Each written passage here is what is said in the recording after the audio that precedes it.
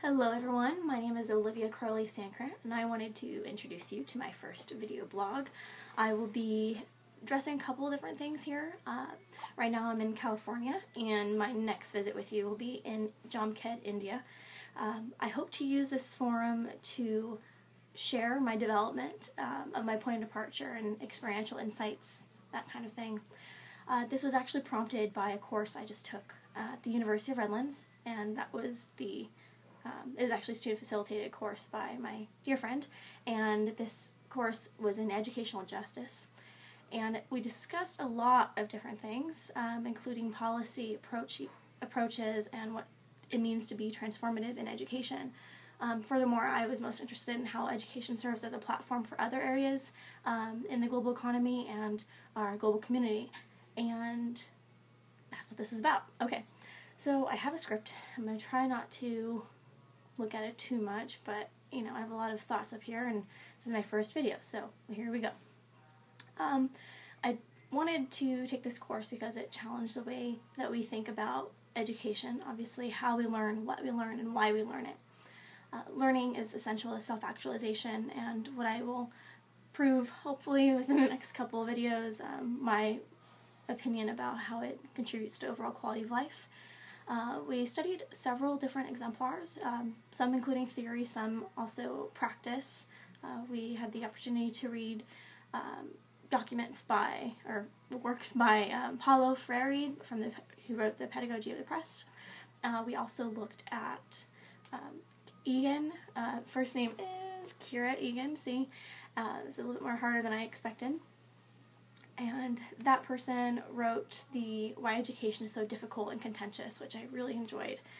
Basically broke down our educational system into three approaches that are conflicting, and they have to do with socializing the young and shaping their mind through discipline curriculum, which I'm getting to, and then facilitating the development of students' potential. Now, these all sound like great things, but they are really limited in scope and are often in conflict with each other, given that we learn in so many different ways. He broke it down into two different types of learning, actually, one being fixed and one being flexible. Egan talks about the fixed education being the most natural, and that includes your first language acquisition, for example.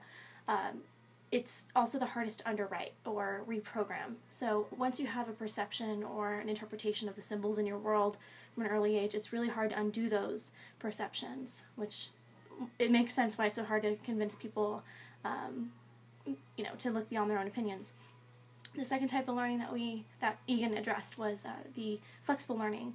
That is harder to obtain because of our neural pathways, but is also the most beneficial. This is the type of learning that contributes to divergent thinking, and this might all be really boring to you, but this is exciting to me, understanding how things play out, basically. And so in flexible learning, that's where you're going to learn how to acquire tools and resources so that you can apply them to various situations and come up with creative solutions to problems. So it's important to look at people like Egan and Paulo Friere, who wrote the Pedagogy of the Oppressed, because it challenges you to think beyond what you have been indoctrinated with. Pedagogy of the Oppressed, even though we only briefly visited this, was really crucial in helping us understand what it means to, what critical pedagogy is, and that essentially is what it means to constantly evaluating, assessing, and rethinking the way you go about things, including education, including the way that you learn. I don't believe education is just the formal classroom setting, and that's something we very much explored.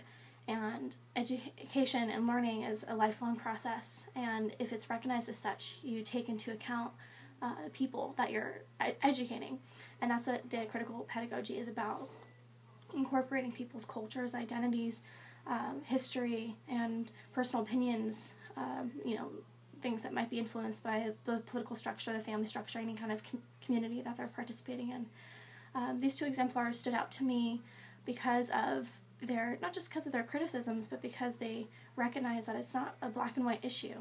And a major thing that we talked about was giving education enough license to be creative. So creating a system that isn't a system at all, one that fosters independent thinking and provides enough resources, maybe, and resources can also be a term that's thrown around loosely, in that in order to have equity in education, that doesn't mean that you have to have a textbook. Textbooks are just one way of approaching education. As we saw when we visited a charter school, it was an open charter magnet school in Los Angeles.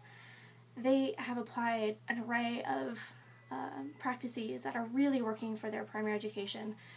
They have learning centers and they have accessible books at all times, but most of their work is group-oriented and also accountability-oriented.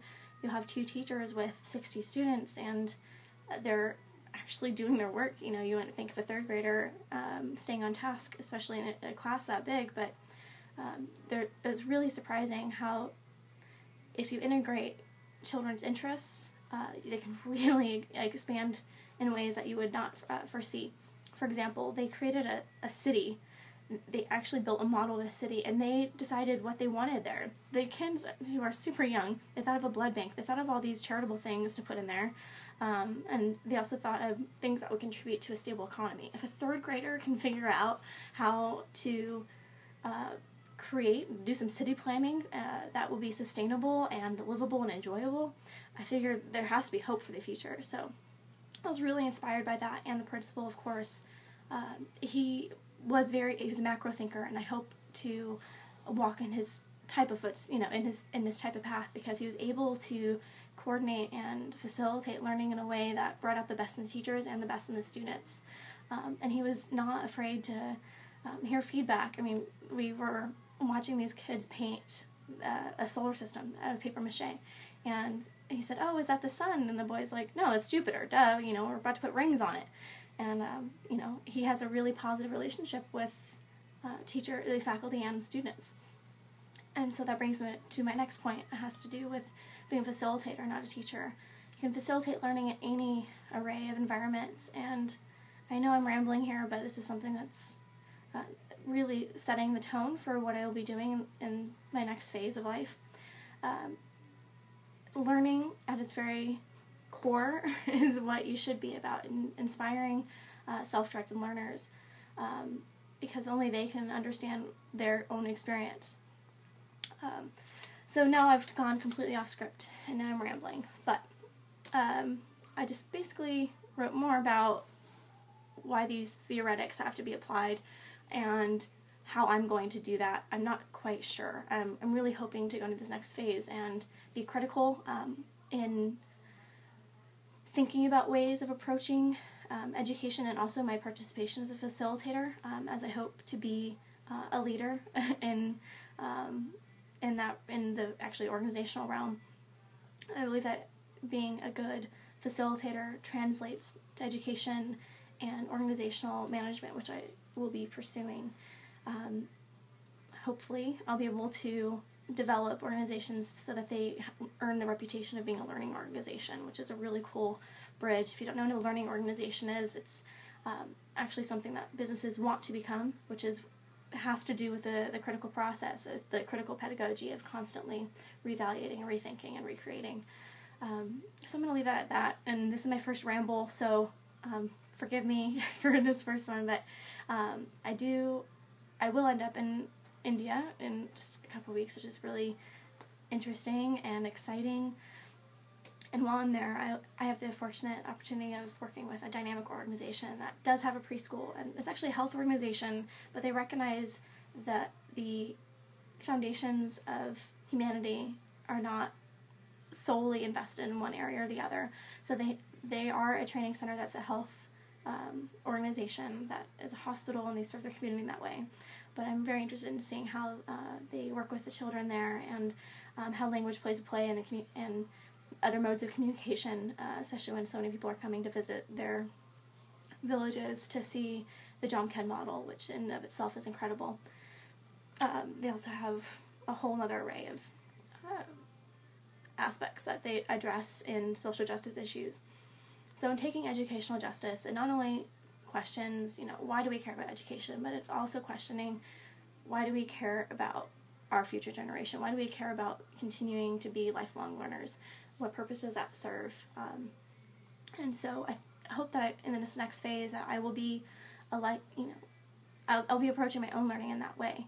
And it's kind of hard because it's not, because we've grown up in a traditional educational setting where we are on this conveyor belt, and I really hope to stray from that and challenge my own thinking and awareness by learning from other people.